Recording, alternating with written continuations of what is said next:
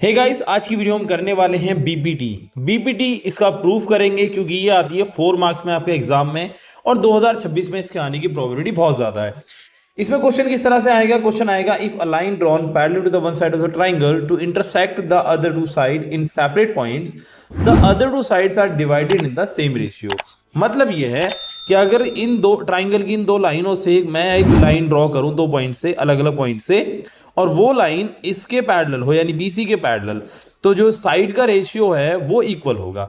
जैसे कि यहां पर AD अपॉन DB बराबर AE अपॉन EC हमें ये प्रूव करना है क्योंकि हमें गिवन है DE पैरेलल है BC के। तो आपको ये कंडीशन याद रखनी है, DE पैरेलल BC, तो आपको ये प्रूव करना है। इसी को हम बोलते हैं BPT या थेल्स थ्योरम बोलते हैं। उसके लिए हमने क्या करा, पहले हमने BE और CD को ज्वाइन करा और EF परपेंडिकुलर BA और DG परपेंडिकुलर CA हमने ड्रॉ कर दिया। देन उसके बाद में हम यहाँ पर लगाएंगे प्रॉपर्टी एरिया की। हम क्या करेंगे, पहले निकालेंगे एरिया ऑफ ट्राइंगल ADE। देखो इसका ट्राइंगल का एरिया निकालेंगे। ये कैसे निकालेंगे? तो जो परपेंडिकुलर ड्रॉ हुआ इधर, ये जो परपेंडिकुलर है ये इसके साथ में ये बेस बन जाएगा। फॉर्म लगाएंगे half into base into height. यहां पर आ जाएगा half into AD into EF। यहां पर जो हमारा EF है ये परपेंडिकुलर हो जाएगा, ये बेस हो जाएगा। बिल्कुल सेम ये सेकंड वाले में भी करना है। यहां पर जो DEB है, बट प्रॉब्लम ये है कि सर ये जो ट्राइंगल है ये वाला हमारा ऑब्ट्यूज एंगल ट्राइंगल है, तो इसका जो हमारा परपेंडिकुलर आएगा ये बाहर आएगा।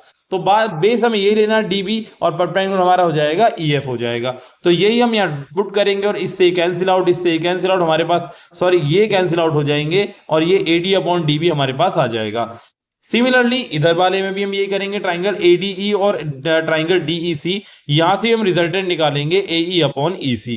और फिर हम यूज करेंगे प्रॉपर्टी क्या कहती है, अगर जो ट्राइंगल DBE और DEC हैं ये सेम बेस और सेम पैरेलल में है यानी DE और BC के बीच में, तो इनका एरिया भी बराबर होगा। देन उसके बाद हम इनका रेसिप्रोकल ले लेंगे, यानी इनका रेसिप्रोकल लेंगे, 1 अपॉन में आ जाएगा ये। देन उसके बाद एरिया ऑफ ट्राइंगल DAC से हम इनको मल्टीप्लाई कर देंगे दोनों तरफ। जब मल्टीप्लाई कर देंगे हमारे पास एक आ जाएगा area of triangle ADE upon area of triangle DBE, और ये भी आ जाएगा। इसकी वैल्यू हमारे पास है ये, जबकि इसकी वैल्यू हमारे पास है ये, हमारे पास ही प्रूफ हो जाएगा। और ये तो हमारे दो फॉर्मूले ये बहुत ज्यादा इंपॉर्टेंट हैं। आप इस तरीके से भी इन फॉर्मूलोज का यूज कर सकते हैं बीपीटी का यूज करके।